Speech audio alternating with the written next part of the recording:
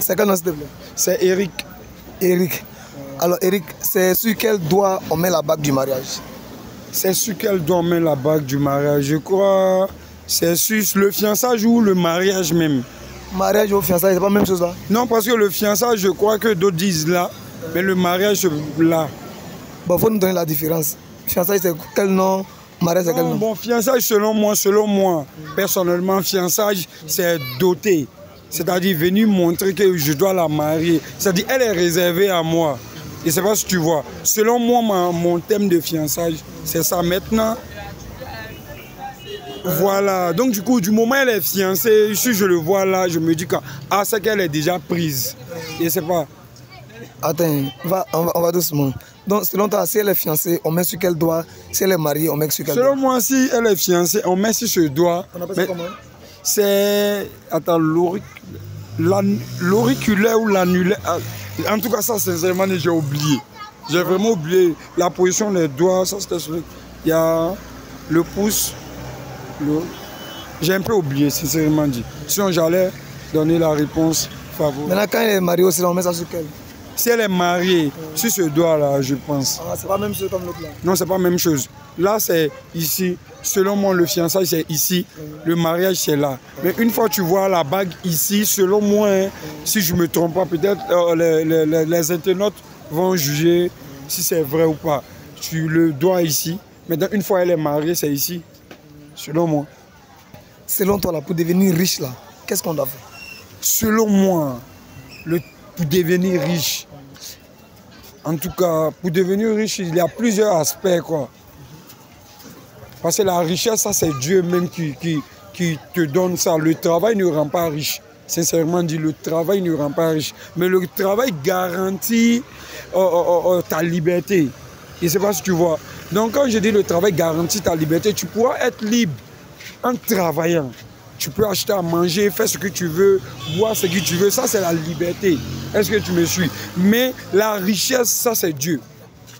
En tout cas, selon moi, mon thème, c'est Dieu. Donc, personnellement, le travail ne rend pas riche. Le travail ne rend pas riche. Dans ta position actuelle, là, si on te donne 20 millions, qu'est-ce que tu vas faire avec? Présentement, si on me donne 20 millions tout de suite, sans réfléchir, j'investis dans mon milieu. Parce que vu que moi, je suis dans le domaine de l'import-export, c'est-à-dire acheter des marchandises importées puis les revendre. Donc, vu que je maîtrise tellement mon milieu, même si j'ai 20 millions tout à l'heure, sans réfléchir, mais au moins 18 ou 15 millions dans mon business. Et puis le reste, je le mets à côté au cas où ça foire. Parce que dans le business, c'est quoi? Tu as les chances d'échouer lorsque tu investis. Mais quand tu investis dans ce que tu ne maîtrises pas, tu as déjà échoué. Mais quand tu investis dans ce que tu maîtrises, tu as les chances d'échouer. Est-ce que tu vois? Donc, selon moi, sans réfléchir, ça serait ça, quoi. Et de suite, là, toi, quelqu'un vient et te dit, il te propose 20 millions, et puis, ou bien te fait partir en France. Qu'est-ce que tu as choisi?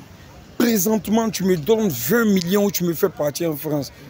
Non, mais carrément, je prends mes 20 millions. Je ne vais pas en France. Je prends mes 20 millions honnêtement devant lui et j'investis devant lui. Et il va avoir cette rentabilité-là. Et si je suis consciencieux et optimiste, là, une fois avoir investi ces 20 millions, en moins de 6 mois, je peux partir en France n'importe comment. Est-ce que tu vois? Parce qu'aller en France n'est pas synonyme de réussite, hein, mais ça garantit aussi certaines choses, quoi. On ne peut pas tout rentrer dans des détails. Mais selon moi, personnellement, tu me donnes 20 millions ou d'aller en France. Non, jamais. Pourquoi je vais aller en France? Je vais aller en France, mais pas à cause de ces 20 millions. Hein. Si je vais, peut-être c'est pour le tourisme ou bien aller tourner pour les affaires. Mais me donner 20 millions présentement, laisser 20 millions aller en France juste parce que c'est la France, non, jamais. Mais est-ce que tu as déjà eu Goumé dans ta vie? Goumé? Ouais. Est-ce que tu veux nous partager un peu l'expérience? Ouais, ça m'est arrivé une fois, non. Et puis je suis devant le portail, c'est devant le portail de la personne, même on est comme ça. Présentement, je te jure. Ouais. Maintenant, comment ça s'est passé? Non, mais c'est vu que on a passé vraiment assez de temps ensemble. Assez. Quand je dis assez, elle se reconnaît. Parce que moi, j'ai pas été dans plusieurs relations à la fois. Je ne sais pas si tu me suis. Moi, j'étais concentré uniquement sur elle. Elle, c'était moi, c'était elle. On a fait pratiquement 8 ans, je crois, si je ne me trompe pas. Peut-être au cas où elle voit la vidéo, un jour elle sera 8 ans. Mais après, elle, c'est passé, hein, c'est passé. Au fait, ce qui fatigue aujourd'hui, c'est quoi? Côté Goumé, c'est pas la personne même qui fait mal, quoi, généralement.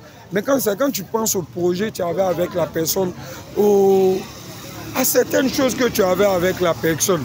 Donc du coup, là, quand tu penses à tout ça, c'est tout ça qui foire en même temps, quoi. Sinon, c'est pas truc. Sinon, j'ai eu, c'est devant son portail même.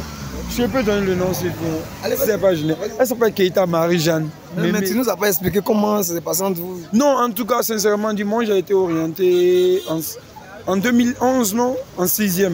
Je l'ai rencontrée en 6e, vu c'est mon quartier, elle c'est chez elle. Mais moi, je connaissais certaines choses, mais elle ne connaissait rien présentement. Donc, du coup, bon, c'était un gars de jeunesse, je ne sais pas si tu vois. Ah, c'est ma petite, pratiquement combien d'années? 1 an et 4, jusqu'à ce que on commence dans de bonnes relations. Elle, c'était moi, c'était elle le sait. Je lui cachais rien, ne cachais rien. Mais plein ont eu mal de notre séparation parce que d'autres se disaient peut-être elle m'a trompé ou je l'ai trompé. Moi, je leur dis carrément non, c'est l'orgueil. Je ne sais pas si tu vois, l'orgueil, c'est vraiment l'un des vilains défauts. Il te fait croire que tu es supérieur à l'autre. C'est l'orgueil qui a causé ma séparation avec Myriam. Sinon, elle ne m'a pas trompé, je te jure. Même si elle m'a trompé, je n'ai pas vu. Elle ne m'a pas fait ressentir qu'elle me trompait. Puis moi, c'était pareillement, quoi. En tout cas, j'ai passé du bon moment avec elle. Okay, j'espère que Dieu va lui donner un bon mari, tranquille. Ok, alors vieux, pour terminer là, tu es libre d'envoyer un message à la jeune génération. Le message que je peux envoyer à cette génération, c'est quoi? C'est-à-dire, on est dans une génération de matu-vu. Est-ce que tu vois?